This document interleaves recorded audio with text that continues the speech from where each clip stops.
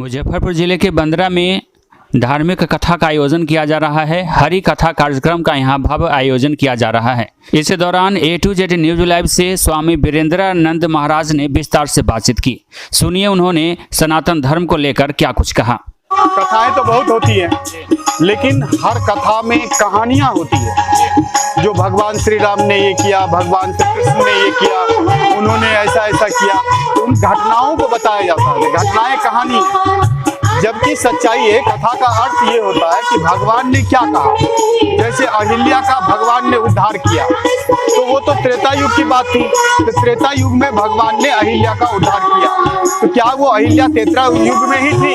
आज वो अहिल्या खत्म हो गई है, तो आज भी अगर वो अहिल्या है, तो उस अहिल्या का उद्धार राम कैसे करेंगे और आज के राम कौन है, कथा के माध्यम से ये बताया जाता है। उस समय में महाभारत का युद्ध हुआ था, तो उससे पहले द्रौपदी का चीरहरण हुआ। द्रौपदी का चीरहरण करने वाले बाहर वाले लोग नहीं थे, उसके घर के ही लोग थे, उसके देवर ही थे, उसके ससुर के सामने हुआ। सारा परिवार जनों के सामने ही निवस्त करने का प्रयास किया गया, कोई नहीं बचा सका। 5 पति थे, वो भी नहीं बचा सके। तो उस समय में किसने बचाया? तो भगवान कृष्ण ने बचाया। तो आज जो द्रौपदी है, आज जितनी नारियां हैं, द्रौपदी है, उसका भी चीरहरण हो रहा है। घर के ही लोग कर रहे हैं किसी न किसी माध्यम से। उसकी रक्षा कौन करेगा? कैसे भगवान श्री कृष्ण बचाएंगे? तो चूंकि द्रौपदी भगवान कृष्ण को जानती थी, अंतर हृदय में जानती थी, उसका ध्यान करती थी, उसका सुमरन करती थी, उसके जीवन में गुरु था, तो आज भी जरूरत है ऐसे कृष्ण को जानने का। तो उस कृष्ण को जब जानेंगे तो हम उस कृष्ण को पुकारेंगे, कृष्ण आएंगे।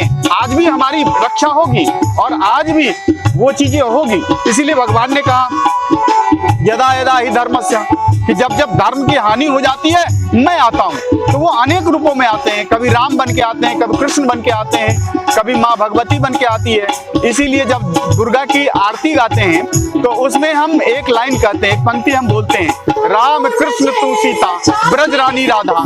यानी कि हे माँ, तू ही राम थी, तू ही कृष्ण थी, तू ही दुर्गा थी, तू ही सब कुछ है।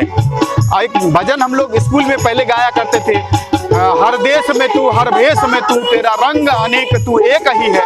तो वो इस एक ईश्वर को हम कैसे जाने, जिसमें न किसी की सहायता हो। हम कोई भी व्रत करते हैं, उपवास करते हैं, कोई भी पूजा करते हैं, पाठ करते हैं, तो उसमें एक पंडित की आवश्यकता होती है, कुछ द्रव्य की आवश्यकता होती है, कुछ वस्तु की आवश्यकता होती है, तभी हम पूजा सफल कर सकते हैं। अगर हमारे पास वो संसाधन नहीं है तो क्या हम भगवान की पूजा नहीं कर सकते? कर सकते हैं, लेकिन कैसे?